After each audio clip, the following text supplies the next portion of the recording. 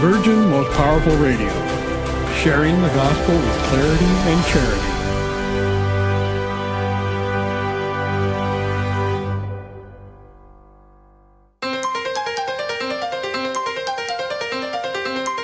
And now, Virgin Most Powerful Radio is pleased to present Hands-On Apologetics with renowned Catholic author and apologist, Gary Michuta.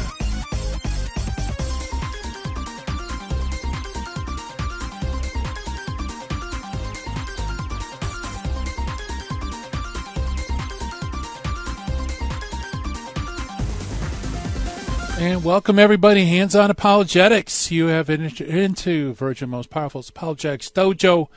It's great to be with you. I am Gary Michuta, your host and sensei for the next hour, and got a great show in store for you today. Very interesting. We're going to have a convert, Christine Flynn, come on the show. Many of you may be familiar with her through her enormously popular blog, the CatholicMama.com blog.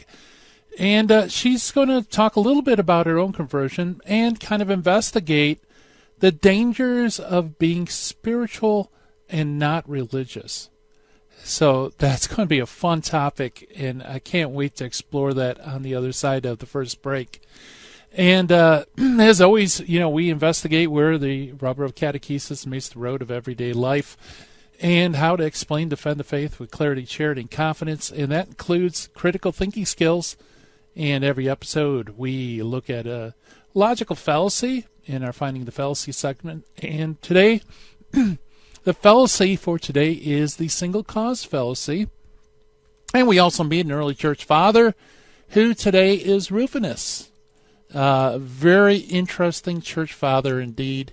And of course, as you remember, he was the good chum, good pal, or mate of Saint Jerome. So we'll hear about that also. And in the meantime, I want to welcome everybody, especially those watching live stream on YouTube and Facebook. Hello, everybody. Welcome aboard. Great to have you on board. Also, I want to welcome all of you listening via radio around the world and also in the nation via Catholic radio stations, regular radio stations, and yes, indeed, podcast. Which you can get either via the Virgin Most Powerful phone app or through our official website, which is virginmostpowerfulradio.org. And you can get all the great programs, not only from Hands-On Apologetics, but all the great programs produced by Virgin Most Powerful Radio. Let's see. If you have a question for Christine, give us a call at 888-526-2151. That is 888-526-2151. Or you can always email your questions. Of course, you know, I could always forward it to Christine, but if you have any questions about maybe some encounters you're having with non-Catholics, not really sure how to explain, defend the faith to them, shoot us an email at questions@handsonapologetics.com. Love to hear from you, and I do try to reply to all emails. Not always timely, but I do reply. And yes, even occasionally, we will have a mailbox show where I'll bring some of your comments to the floor. So please also, if you send us an email, let us know whether or not we can use it on the air. Because I'm not going to, obviously I won't use your names regardless, but I don't want to put anybody on the air that doesn't want to be on the air. So just indicate that, and we are all set. Speaking about being all set, let's jump to the Finding the Fallacy. Today's fallacy is the fallacy of the single cause.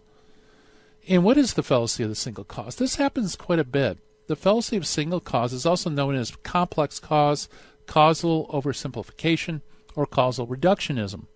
This fallacy is a fallacy where a questionable cause that occurs when it's assumed that there is a single simple cause to an outcome, when in reality there may have been several causes, or at least two causes operating jointly.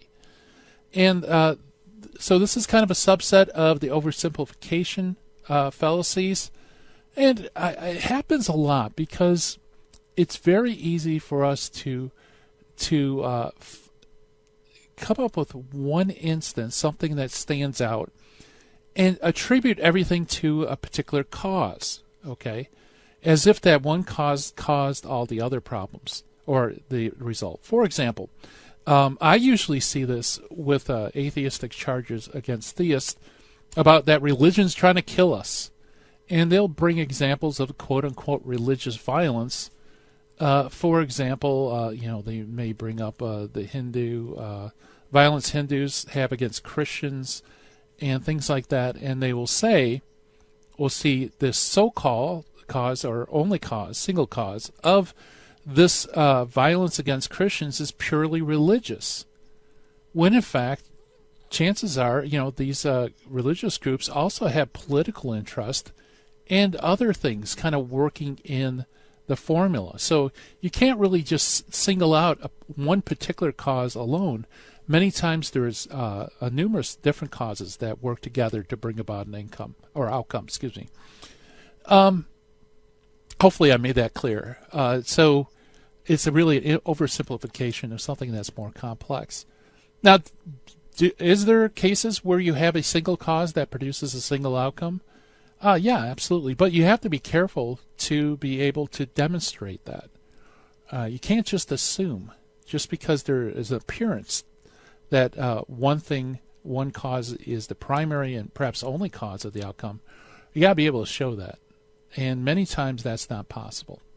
So that's our finding of the fallacy for today, the single cause fallacy. Beware, was it foreknowledge is being forearmed? So now you have the knowledge, now you can arm yourself. All right, well, we jump to the Meet the Early Church Father for today, who is Rufinus, who was born sometime around AD 345, died around 410 AD. Rufinus generally is known as Rufinus of Aquilina. He was born in northern Italy, Italian village of Concordia, which is a few miles west of Aquilina. But nevertheless, that's the moniker that sticks with him. He died shortly after Alfric's sack of Rome in 410, and he is buried in Sicily.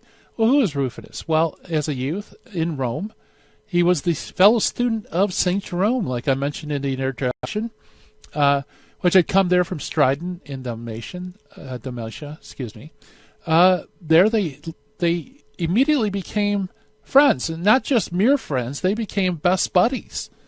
In fact, almost to the extreme, they were inseparable. And so what's scary about that is, as good of friends as they were at the beginning, they became as horrible enemies as you possibly imagine at the end. For example, upon hearing the news that Rufinus was coming over the sea on his way to the holy place where Jerome was at, Jerome wrote, "Never did a sailor tempest toss so look for the harbor, never did parched fields so thirst for rain, never did a mother on the curving shore keep so anxious a watch for her son. There is no way of buying love. Friendship that can end was never true." So that's Jerome's, anxiously waiting for his buddy to make it on shore in the Holy Land to visit him. But, all good things come to an end, and so did this friendship. So it wasn't really a true friendship according to Jerome's own definition. The friendship did come to an end, and it came with such a loud bang that St. Augustine shuddered and warned Jerome that if he continued his attacks on Rufinus, never again would any man have a friend whom he would not dread as a future foe. So they became best buddies. They became the worst of enemies. And the cause of the quarrel is that Jerome really doesn't know moderation.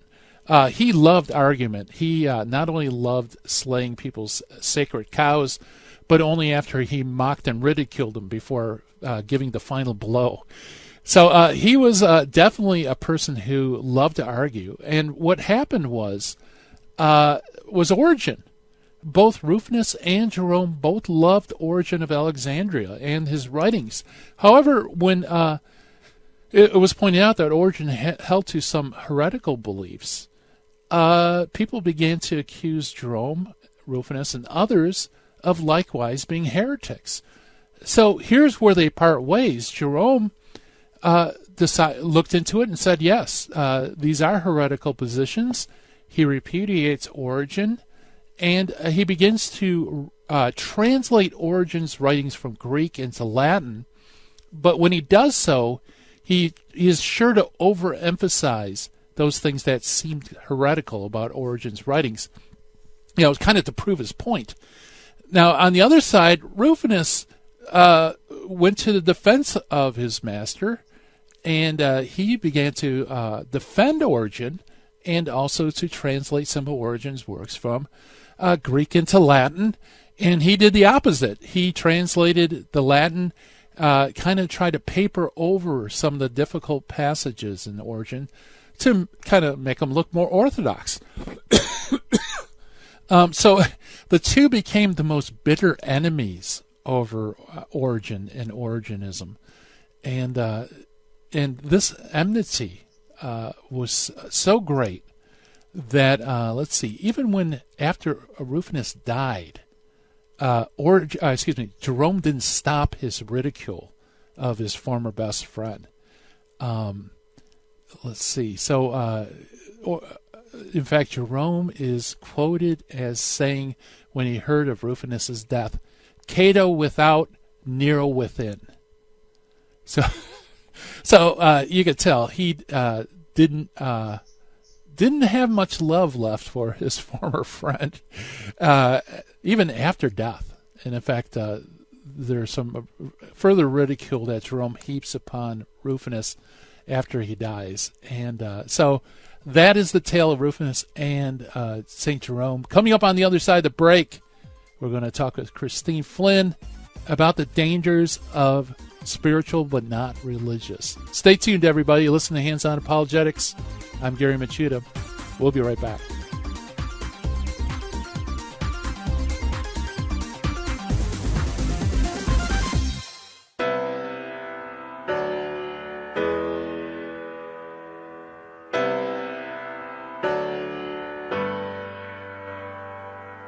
This is Matthew Arnold for Virgin Most Powerful Radio. This March, VMPR, in association with the Catholic Resource Center, will be hosting a special conference for the Adoramus Society.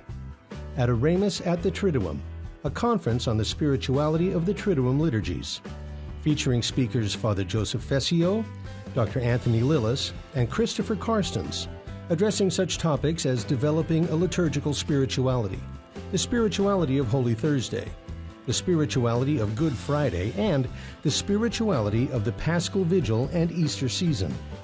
It all takes place March 14, 2020, at the historic Sacred Heart Chapel at 381 West Center Street, Covina, California, 91723. You can register online at vmpr.org or call now at 877-526-2151 to reserve your seat today for Adoramus at the Triduum.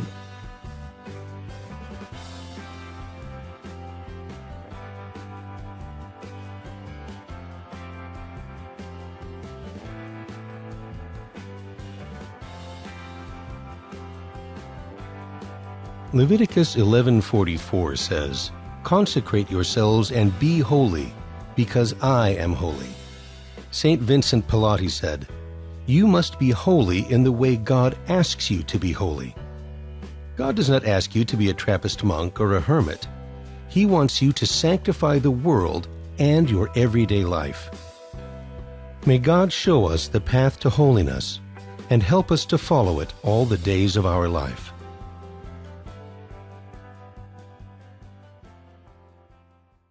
Buying or selling your home or your business property? This is Terry Barber. Real Estate for Life underwrites the Terry and Jesse Show. And they can connect you to one of 900 pro-life real estate agents around the world. And when they receive their referral fee, they will give 80% of it to a pro-life organization. Wow! That's 80%! realestateforlife.org, 877-LIFE-US1. Now, back to Hands On Apologetics with Gary Machuda. If you'd like to join the conversation, call 888-526-2151. Here's Gary.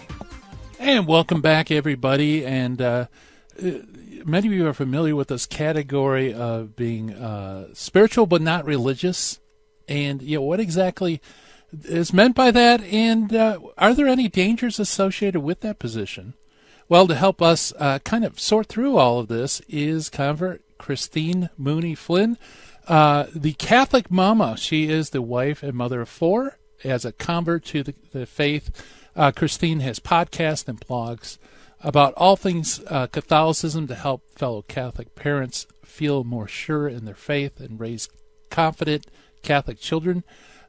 You can head to her website, which is all one word, thecatholicmama.com, to grab a free ebook, by the way, on how to talk to your kids about God, which helps parents answer tough theological questions simply and truthfully. So visit the website, folks, www.thecatholicmama.com. And Christine Flynn, welcome to Hands On Apologetics. Thank you, Gary. It's good to be here. Yeah, it's great to have you on the show. Our viewers are familiar with your husband, Pat Flynn, of Chronicles of Strength, but they may not be familiar with your work. So usually when I ask new guests to come on the show, if you wouldn't mind, maybe you can kind of give us a thumbnail sketch of your own journey in the faith. Yeah. I know Pat has mentioned my part of his conversion story because, we're married, so our stories do combine at some points here and there. But his journey was very different than mine and more philosophically based. I came from a household where my parents had been Catholic in their own childhoods, and as soon as they could, got away from it. So by the time that I came around, a best case scenario, religion, Christianity, but especially Catholicism, was just kind of an opiate for the masses. Or the worst case is that it was the cause of, human atrocities for the past several thousand years. So I really had a pretty poor opinion of organized religion and the Catholic faith in particular. I thought it was a lot of pomp and circumstance. Mm-hmm. And so over the years, it went from just assuming that God was around, there was something. And then as I got into my teen years, it became very much a New Age perspective. Karma and reincarnation came into play, and a religion of my own making that I thought that I was very privileged to have received from the universe or something. It sounds very silly as I'm saying this now. It sounded like I was very sophisticated and in the know back then, but now I just have to laugh at myself. And then over time, the world, bad things happen. And without having a really good idea of why suffering happens and why there's evil in the world, I started to become more despondent and eventually just had gone into despair. Isn't it? New Age is kind of, you kind of create your own reality, and if bad things happen, it's kind of like because you kind of allowed them to happen, or you even wanted them to happen.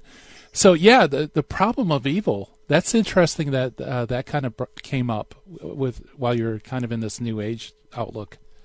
Yeah, and eventually, I just realized that my New Age perspective did not give a really good reason, or one that I could really be convinced of. And at the time, my husband Pat was a pretty staunch atheist, and I hold him in high esteem and think he's a very intelligent person. So to hear someone that I really respect and love say God's not real, I was like, well, I'm not thinking he's real, so maybe he's not. And wound up finally uttering those words, which I was thinking back to when I first said, I don't believe in God. It was almost, the first time I ever said a curse word when I was a kid. It feels very uncomfortable. And I remember just thinking that. I was like, am I allowed to say this? I guess I'm saying it now. And then over time, it just became a very comfortable place for me to be. And the superiority that I exhibited as a spiritual but not religious so-and-so was just replaced with a superiority of as an atheist. Either way, I knew better than everybody else. Yeah, you're in the know. And that's interesting, because that is something that both New Age and atheism kind of has in common. You were the one that figured it out, where all right. these other people are totally wrong. Yeah, the sheep. Yeah, the sheeple didn't figure this out. I'm much more enlightened. And it's funny because when I came into the Catholic faith and I always had a difficult time with the word sin, which I think is pretty common with millennials. And I'm on the older end of that generation, but still I'm considered one. The idea of being told that you're doing something bad is a very uncomfortable position for many of us to be in. And it seems as on a whole as a generation, we try to stay away from that. Yeah. But when I started coming to the Catholic faith and learning about sin and then hearing that the first sin was pride, I remember just like, oh boy, that's mine. That's my root sin right there. It's just so proud of myself and really insular and just not a good, healthy place to be by any means. Yeah. So what was it that, you started even considering something like Catholicism? I know Pat likes to joke around about this because I said there was just no way I was ever going to become a Catholic. And I'm sure the Holy Spirit got a good chuckle out of that one. And it was mostly, I'd grown up in the Bible Belt. So a lot of besides my, on the home front being told that religion was bunk, out in public or with friends, it was Bible Belt Protestantism, which didn't really jive with with me, being told that if I didn't accept Jesus Christ as my personal Lord and Savior, the rapture's coming and all this stuff. Yeah. So those were either the two. You could have faith, you could have reason, you couldn't have both. And of course, I chose what I thought was reasonable. Mm-hmm. But at the same time, after going to certain revival type church services with friends over the years. If I spent the night at somebody's house, I was inevitably being dragged along to somebody's church service in the following morning. And seeing, mood lighting on some of them. I remember going to one church service and they had a t-shirt cannon firing shirts out into the crowd. And I thought, even back then, I was like, man, if you think that this is all real, shouldn't you be a little bit more reverent?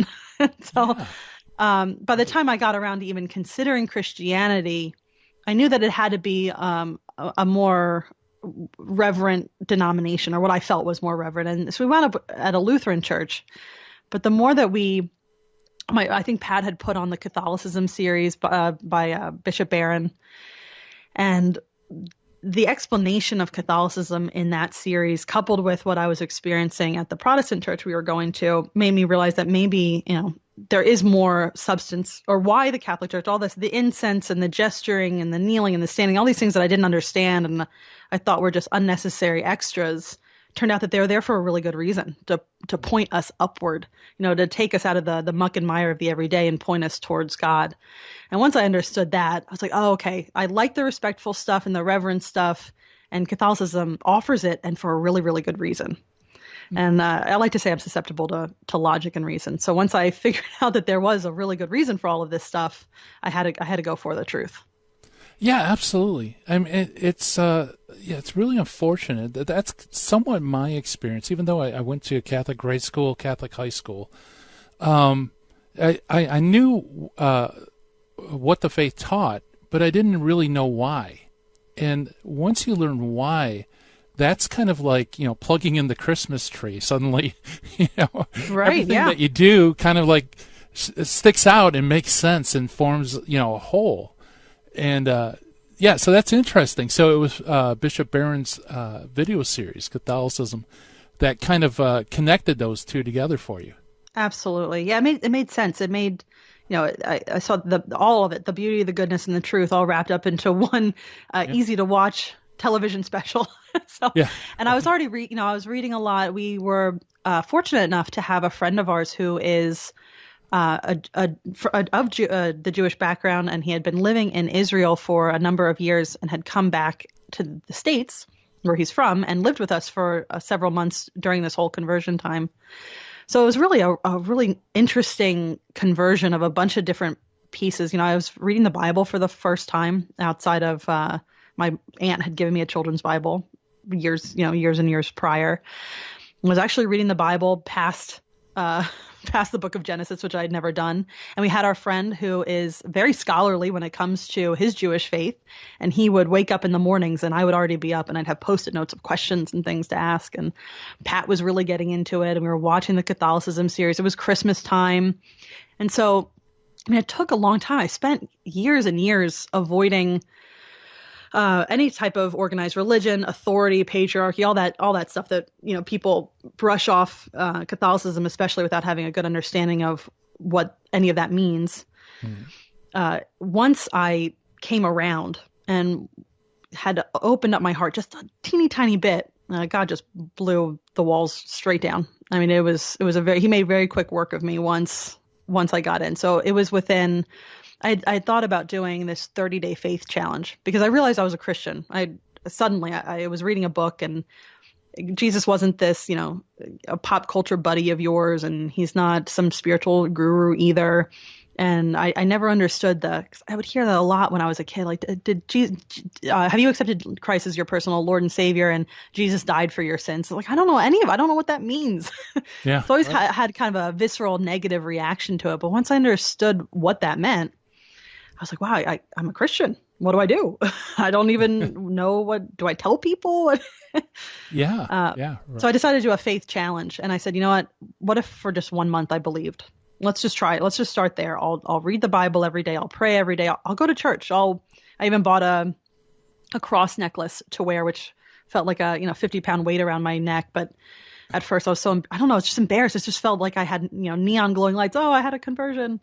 Yeah. But don't pay attention to me because I'm really scared about talking about it yet. But it was within. I was like, oh, this is going to be a long month. I'm really going to have to dig deep in here. And I was journaling, and months later I went back and I was like, oh, that'd be interesting to look at all the journal entries I did for that first 30 days. And I got to tell you, I didn't even get to like day 5 before I was like, I'm a Christian. I'm all in.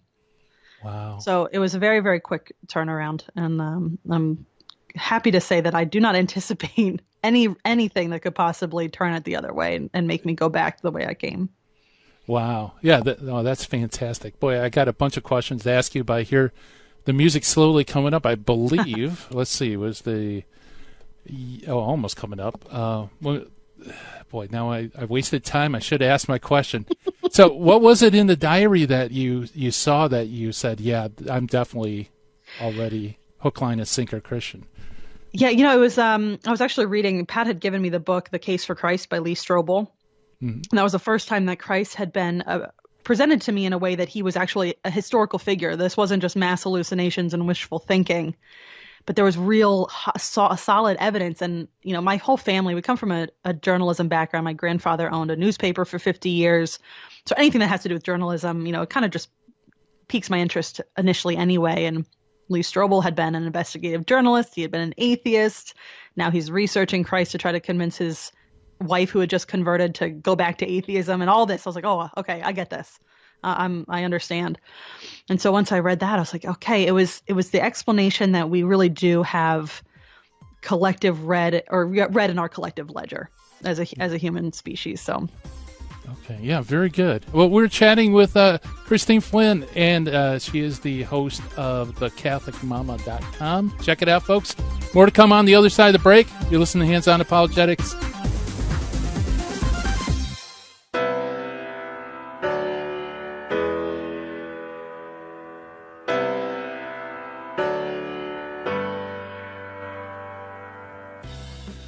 We have an exciting story for you to listen to. The story of John Pridmore. John Pridmore was a hitman for the gangs in East London. I met some guys who seemed to have everything that I thought would make you happy. So I started working for these people. So to my shame, I was involved in vicious crime of all sorts. He collected debts for the gangs, and if people didn't pay their debts, it was his job to kill them. And as I drove home that night, I thought, what have I become that I could kill someone and not even care? He was in the elevator on his way up to the 17th floor, and there was a 17-year-old young man in the elevator with him. Suddenly, this young man looked John right in the eye, and he said, "Jesus loves you." And I said the first prayer I'd ever said. I said, up to now, all I've done is take from you, God. Now I want to give. Within a year, by the grace of God, John was able to get out of the gang and be freed from this road to hell that he had been walking on. Go to Virgin Most Powerful YouTube channel and listen to this story today.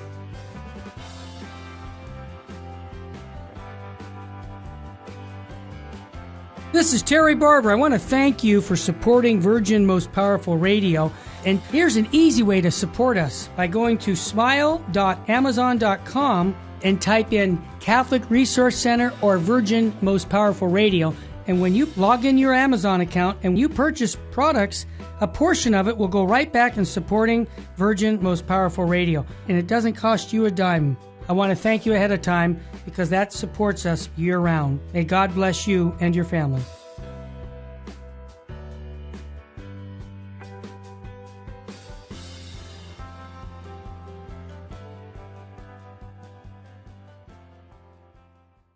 Buying or selling your home or your business property? This is Terry Barber. Real Estate for Life underwrites the Terry and Jesse Show. And they can connect you to one of 900 pro-life real estate agents around the world. And when they receive their referral fee, they will give 80% of it to a pro-life organization. Wow! That's 80%! realestateforlife.org, 877-LIFE-US1.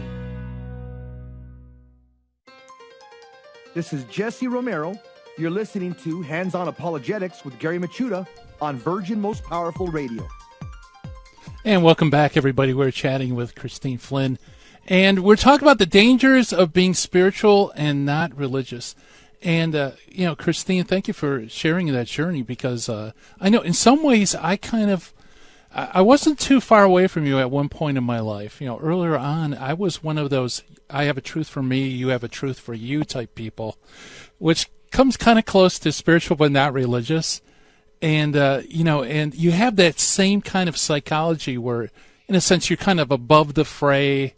You're very tolerant, you don't get into all the nitty-gritty details that religious people do. So someone could say, actually, earlier on you mentioned that when it came to religion, you saw religion as, this great enemy, the bully in the neighborhood that causes conflict. Or perhaps people would say, well, what divides everybody is religious denominations. So what's wrong with just saying, hey, I'm not religious, I'm just spiritual. I just follow, a loving God. Oh, yeah. Yeah, I mean, even if you, as a spiritual but not religious person, initially I believed in God, and over time, though, it became the universe, and then it was very Star Wars-y, good and evil, the light and dark forces. It's if you have all these different truths, I mean, you don't have a truth. There is just one truth. You can't have many just pointing to the same thing. Now, there could be aspects. We all have this pull towards the divine. So we have aspects in our belief systems that, we want to point to love or the goodness in others or helping others or whatever it is. So we want a truth. So there might be parts of what I used to believe that were accurate or parts of another person's beliefs that could have been accurate. But a lot of them are mutually exclusive. So what I believed, thinking that I knew best and reincarnation was real and if I don't get it right this time, I'll have a chance next. But you believe in, the risen Lord. Who's right? It can't just be that I'm right and you're right, and if we each get our own eternal destinies as we see fit, because that's not your truth either. So it's just if everybody has a truth of their own, then there is no objective truth, and we really need that in this world. Otherwise, whatever a culture says it's okay, or whatever a person believes is okay, but then you have a lot of conflict there, and a lot of terrible things wind up happening, including, as we celebrate today, praying for the unborn as the anniversary of Roe v. Wade. Yeah. So it's, for some people, that truth includes killing innocent people. Other people say, no, life has great sanctity and dignity. So who's right? Yeah. So spirituality kind of becomes an unguided missile, without religion. Yeah, absolutely. Without that objective good that it's pointing towards, and an authority. I used to always balk at authority, as I'm sure many young people do. The idea of somebody telling me what to do, and I know best what's for myself, what's best, and it's just it wastes so much time trying to figure out what is right and what is best when it's all right there. It's been figured out by people who are much smarter than I will ever be over the past several thousand years of our church history. It's just the sin of pride. It's the original sin. Yeah. And it's unfortunate that it just it can look very pretty. Take a yoga class, find your inner goddess, do some journaling, have a dream that comes true, maybe play with a Ouija board or some tarot cards, and you'll tap into a part of the universe that nobody else knows about. And that's good for them if they still believe in Christ, or if they believe in whatever other religion, or even if they're spiritual but not religious and have their own spiritual beliefs. You yourself are correct. They're just on different parts of their journey, but that with the information that you've been given, either through books that you've read or people you've talked to, that you're the most enlightened out of all of them. You're just further down the path. And it's just, I can't tell you how much damage I did in thinking that I knew best and everybody else was just playing their part in their cosmic role. And it just makes people more objects to be used, things to learn from, which all sounds well and good. Like, you're going to learn from this person or this experience. But it also can become very manipulative. And if a person, if everybody has decided that this is the path that they want to be on in life, and you're together for a reason, there's karma and reincarnation and all this stuff. If I do something bad to somebody, well, that's just part of their journey and it's part of my journey. And, reincarnation, karma, we'll get it right next time, or we've learned something important. This will free our souls later on in some, ethereal spirit realm, or it's just a bunch of nonsense that causes a lot of damage, though. It sounds pretty in a lot of cases, and it can be dressed up very nicely in pretty words, but it ultimately hurts a lot of people.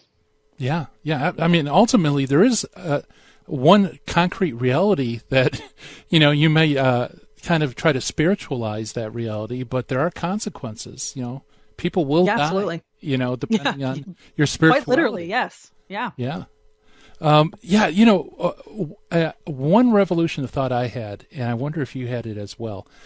I always thought of myself when I was the truth for you, truth for me type thing, is that I was being incredibly tolerant, that I was very accepting of everybody. But then it occurred to me that I was actually being incredibly intolerant, because when the Christian would say, God has a son and that matters, I would say, well, no, it really doesn't matter. That's just your, perspective. Or if Islam says Allah does not have a son, and that matters, because I would say, no, it doesn't matter. So I disagreed with everybody instead of, in my mind, I thought I was agreeing with everybody. Yeah. You're very high-minded, tolerant. Thank you for your perspective on this. That's really interesting. Just feel very puffed up saying that sort of thing. Like, oh, yes, I talk to people of all different backgrounds and agree to disagree. But it's really saying that I know what's best. My belief is correct. So, yes, I will listen to you. That's very good for you. But I know. And, yes, it's tolerance, but not. It's definitely not tolerant. Yeah, if they claim that it matters, then it's like, no, you're wrong. It doesn't matter. Right. Right. You're wrong about it. And then also, heaven forbid anybody in a Christian or a Muslim nation made a law about, that centered around their religion. Then I was extremely intolerant of that. How dare you tell me what I can do, or how do you tell somebody else? And so, very, very socially liberal across all areas of life, and at the same time, though, very intolerant for anybody who may have been conservative or religious.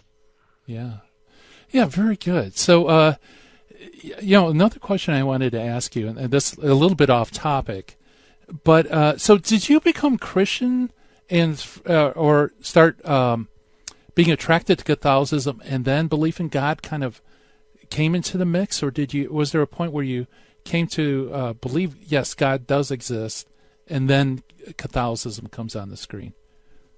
I remember about the same time that I had first started forming the words, I don't believe in God and he's not real.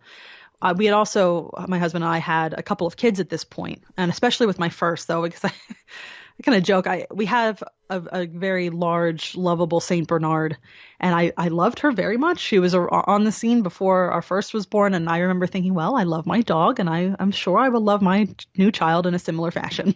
I was just I had no idea what parenthood would actually be like. So when my son came out, it was, like, stars and fireworks, and it was just amazing. And I loved them so much. I fell in love with my child, and it was nothing that I'd ever experienced before. So on the one hand, I was completely feeling despaired that there is no purpose to my life. At this point, I was full on atheist. God does not exist. There's no meaning. I'm stuck just the way I am. There's no hope for me or for life or the whole world. On the other hand, I had this extreme, what felt like transcendental love for my son that I'd never felt before. And I was at this point where, man, I'm going to spend, I spent all this time, all these hours, days taking care of my son, making him giggle, read to him, getting him to go to sleep, nursing him. And what does that mean? In 100 years, we're both going to be dead and dust and nothing. Yeah.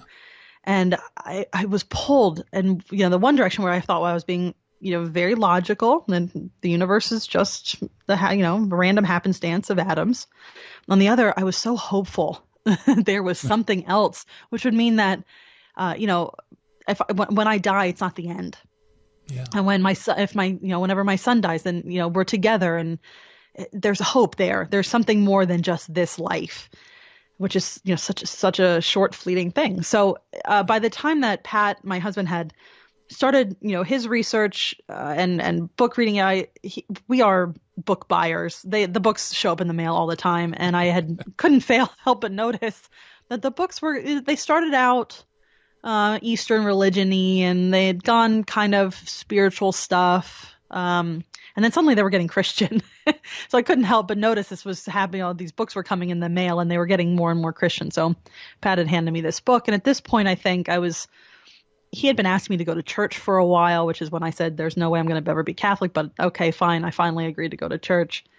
Yeah. So, with that deep hope that there was something more, and I had been feeling that and the despair for so many years, that by the time that I got to reading that one book, The Case for Christ by Lee Strobel, and all the misconceptions that I had about Christianity in general really got explained in that book for me, with all my hangups, that God just zoomed right in. I just had to give him that little bit.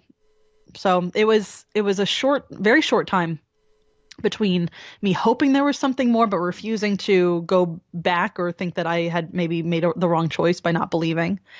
So that took a while, but then as soon as I got good reason, I became a Christian very, very quickly. And it was only probably about a month and a half, 2 months later, where I realized I was also Catholic. Yeah. And I had to let the pastor at the Lutheran church know that we wouldn't be coming back. I wasn't going to get confirmed as a Lutheran, and we were going the one true route. I can't remember how I phrased it. I probably didn't say it. I was probably more amenable. One true route. I like that. It's got a ring to it. We should make some T-shirts or something. That's right. Yeah. True route. There you go. Well, we're chatting with Christine Flynn and doing a great job. We're talking about the dangers of being spiritual and not religious, and more to come on the other side of the break, folks. You're listening to Hands On Apologetics. I'm Gary Machuda. Stay tuned.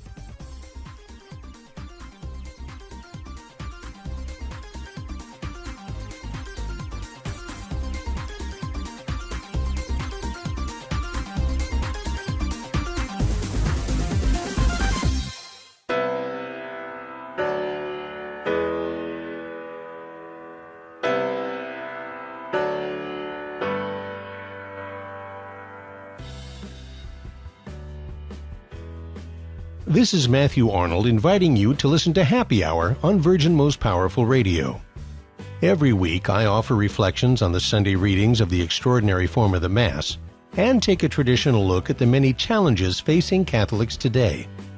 Drawing on Scripture and medieval sources like the Imitation of Christ, I'll help you on your personal quest for spiritual perfection so that you can find true happiness in holiness. Check out Happy Hour live every Friday from noon to 1 p.m. Pacific Time on our Virgin Most Powerful Radio YouTube channel or our VMPR smartphone app. It's easy to download the app to your phone from the App Store or when you visit our website, vmpr.org. That's Happy Hour live every Friday at noon or anytime on demand. I'm Matthew Arnold for Virgin Most Powerful Radio.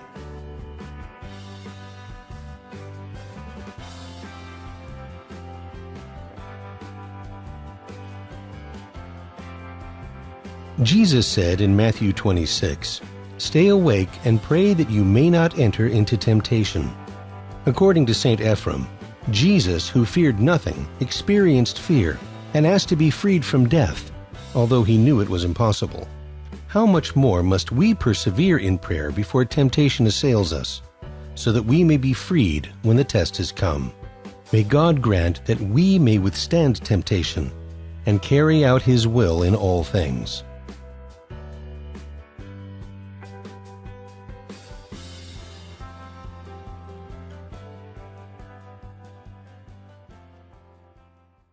Buying or selling your home or your business property? This is Terry Barber. Real Estate for Life underwrites the Terry and Jesse Show.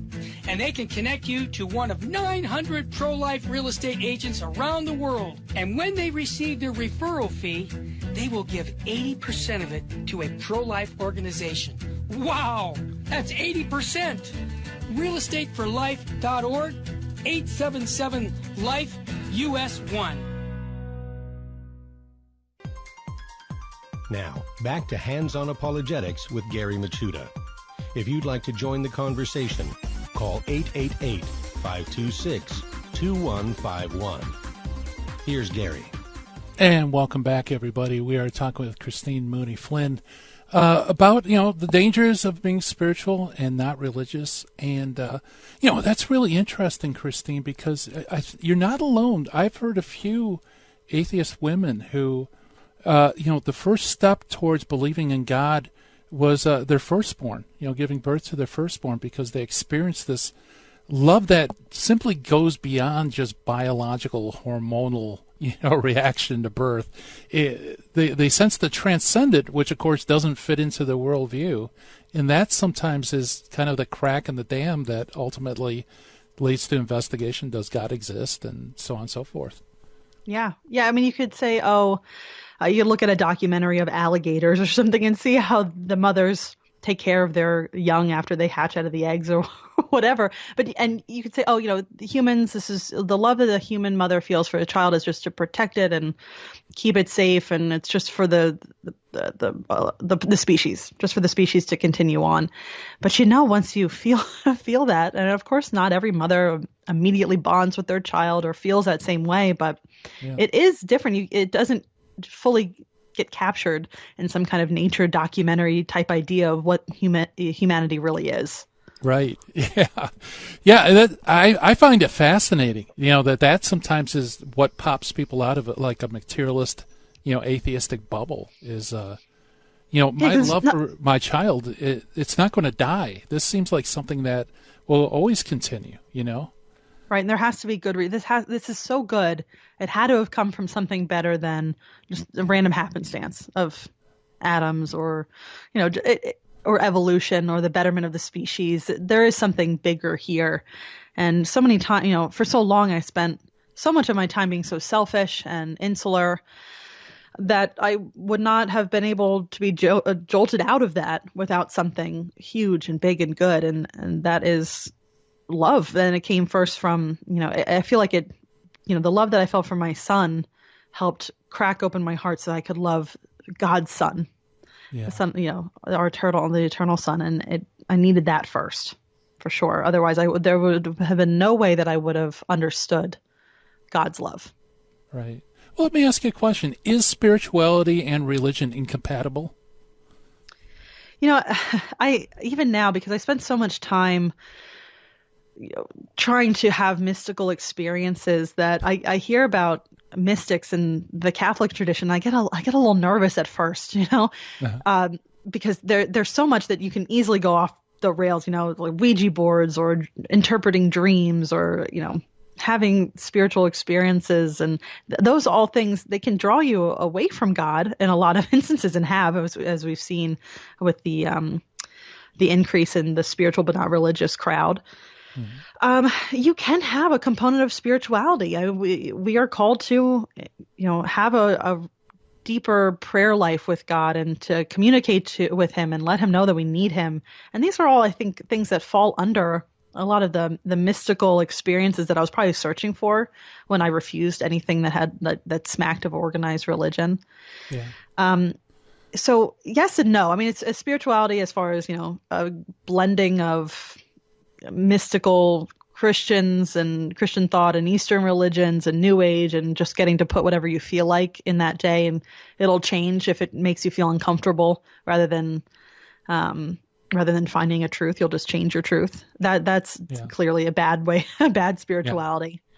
But a yearning for a deeper relationship with God, if we look at spirituality as that, then no, I don't think it's incompatible.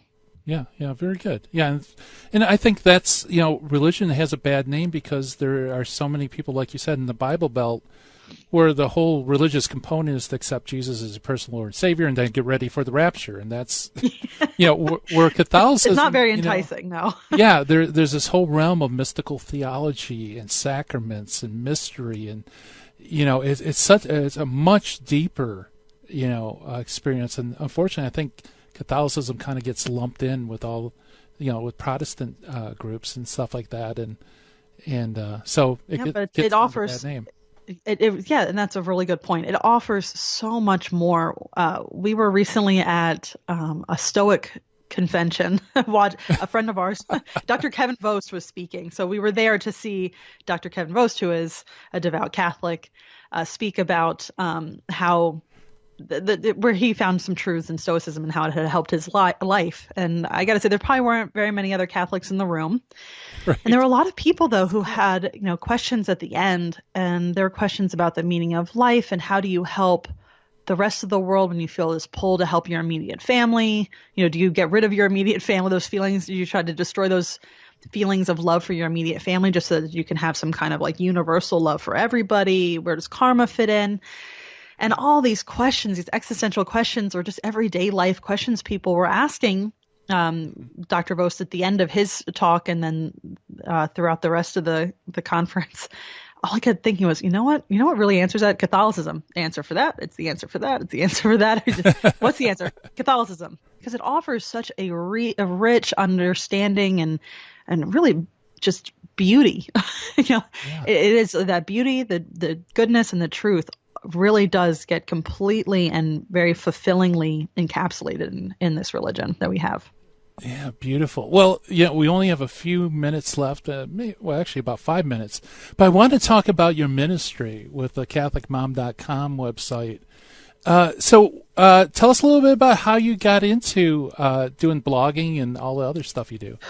Yeah, I had years ago, my husband, a lot of his stuff is in the fitness realm. And so when we got together, I was a fitness writer for a local newspaper. Oh. And so writing has always just been, again, I came from a journalism family. So just writing's always there. Either you're writing an angry letter to, I don't know, the municipal offices, or you're writing something for a newspaper. And so I always loved it. But then, after a while, just writing about, how to lift weights in a certain way gets kind of dull because there's much more to life than that. And especially as, when I started going through the conversion process, I just wanted to write and talk about it. And, we already had the podcast set up stuff in our home because Pat podcasts, and he's like, I think you should do one. I'm like, oh, okay, here we go. And he had said that if you just make it past 7 episodes, then you'll keep going. So I kept going, and I'm over 150 now. Nice. I love doing it. And the feedback has been amazing because I think there are a lot of people out there who either had a similar background as I did, being a spiritual but not religious person, eschewing religion, and then realizing that the Catholic faith is the one truth, and coming to that, and they enjoy hearing that conversion story, but also being reinvigorated if they are lifelong or cradle Catholics, to hearing why somebody would choose in this day and age to be a Catholic. At the same time, we converted at a time where our oldest remembers not going to church. And so he had a lot of great kids are just natural philosophers, and they would ask the really good, tough questions. And I wanted to give them, we want to give them really good answers because we want them to, now we're Catholic, we want them to stay Catholic. And we always want to have that open dialogue. Right. But, I'd go to Bible studies, and other moms would be like, my kid asked this question and I have no idea how to answer it. I'm like, I think I can help there, because My kids talk all the time. We talk all the time. We homeschool, so we're together a lot.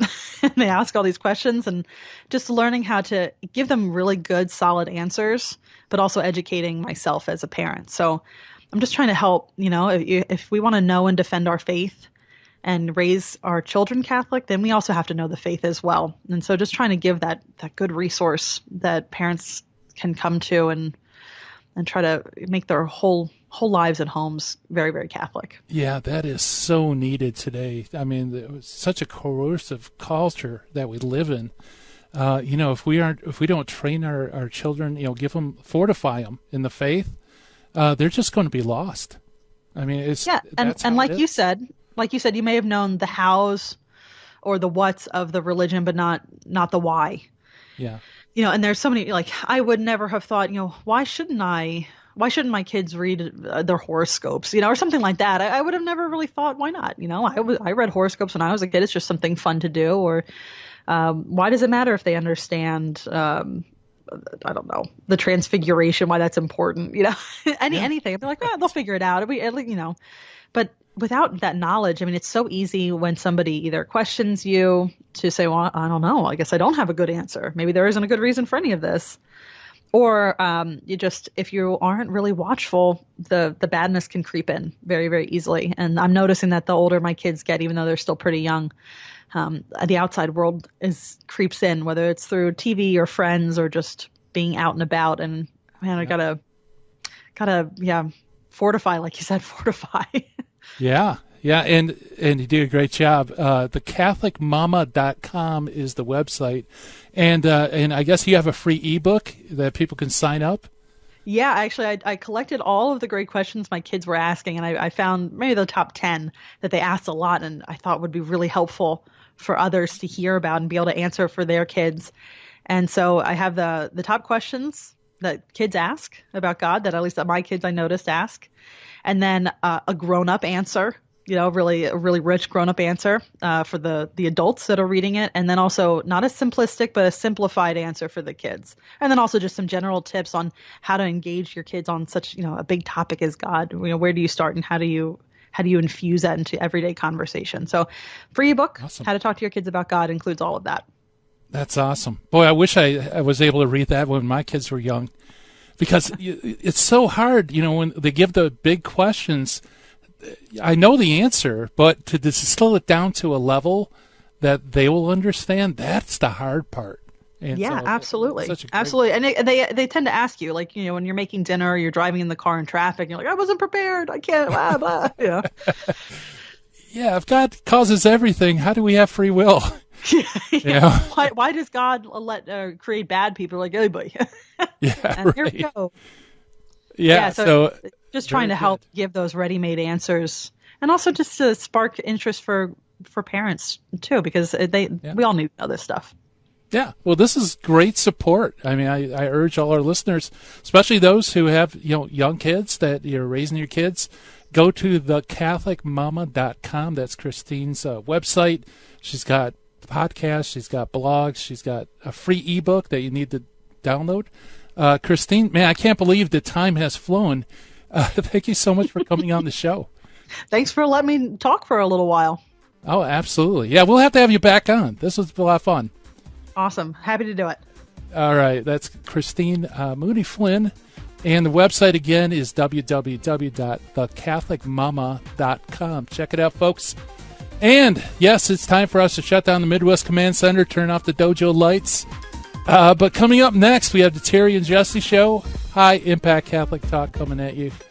And, I wish everybody a great day. Thank you so much for listening. And God willing, we'll talk again tomorrow on this thing we called Hands on Apologetics. Bye-bye, everybody.